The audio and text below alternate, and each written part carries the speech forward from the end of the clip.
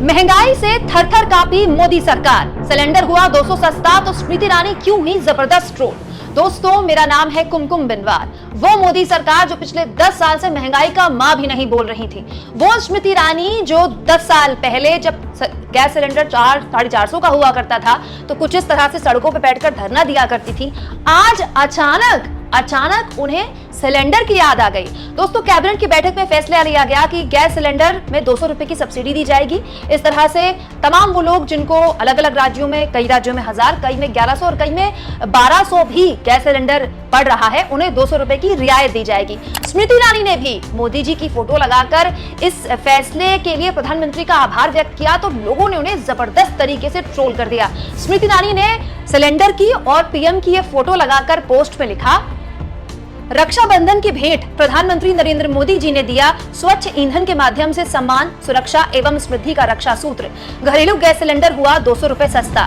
देश की सभी बहनों की ओर से नरेंद्र भाई का आभार। तो सवाल ये दोस्तों कि इन 10 सालों में अचानक नरेंद्र भाई को रक्षाबंधन में देश की बहनों को ये गिफ्ट देने का ख्याल क्यों आया? ये वाकई में बात रक्षाबंधन के गिफ्ट की है या फिर बात यहाँ पर चुनावी है? दोस्तों, सरकार माने या ना माने, सरकार के मंत्री बोले या ना बोले, महंगाई लोगों को हद दर्जे तक परेशान कर रही है। क्योंकि बात हिमाचल की हो या फिर बात कर्नाटक की हो, हर राज्य में बीजेपी को जबरदस्त तरीके से कांग्रेस ने चुनावी शिकस्त दी तो उसमें बहुत बड़ा मुद्दा महंगाई भी था। खुद राजस्थान में जब से महंगाई शिविर अशोक गहलोत ने लगाया है तब से उनकी तरफ जनता का जबरदस्त रुझान दिखाई दे रहा है। हालत ये हो गई है कि खुद मध्य प्रदेश में बीजेपी अपनी लाडली बहनों को 450 का सिलेंडर दे रही है। तो फिर क्या ये माना जाए कि सिलेंडर की महंगाई लोगों को परेशान कर रही है? आखिरकार केंद्र की मोदी सरकार ने ये मानते हुए रक्षाबंधन के गिफ्ट का बहाना बनाकर थोड़ी सी रियायत देने की कोशिश की है, लेकिन ये थोड़ी सी रियायत लोगों को कैसी लगी? स्मृति ईरानी की इस पोस्ट पर जबरदस्त तरीके से लोगों ने उनसे सवाल पूछे।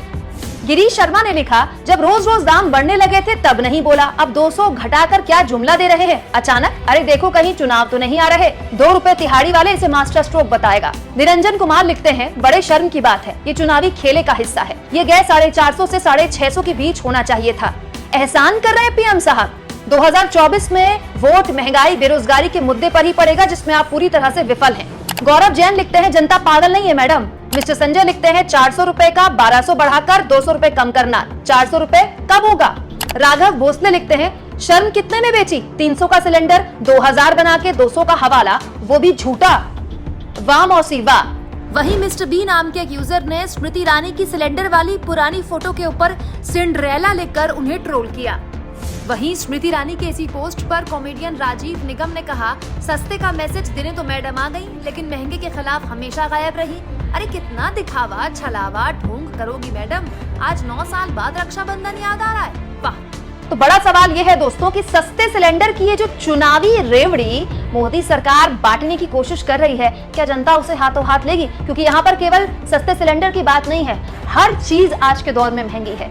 आज के दौर की ये तस्वीर वाकई हैरान करने वाली थी जब नोएडा की हाई फाई सोसाइटी में टमाटर के दाम 250 पहुंचने पे कुछ दरों में सरकार द्वारा सस्ते टमाटर बांटे गए तो मिडिल क्लास और अपर मिडिल क्लास के लोग इतनी लंबी लाइन में लग गए। ये बताता है कि अब जो महंगाई है वो केवल गरीब के लिए नहीं बल्कि मिडिल क्लास के लिए भी एक मुद्दा है और यही शायद सरकार को परेशान कर रहा है। क्या आपको लगता है कि सरकार की सस्ते सिलेंडर वाला ये फैसला जनता को अट्रैक्ट करेगा? जनता इसे वाकई में रक्षाबंधन का गिफ्ट मानेगी? कमेंट बॉक्स में जरूर लिखें और जितना हो सके चैनल को शेयर करें दोस्तों और सब्सक्राइब करें और थैंक्स और ज्वाइन के ऑप्शंस के जरिए अगर आप चाहें तो कुछ आर्थिक मदद भी चैनल की कर सकते हैं।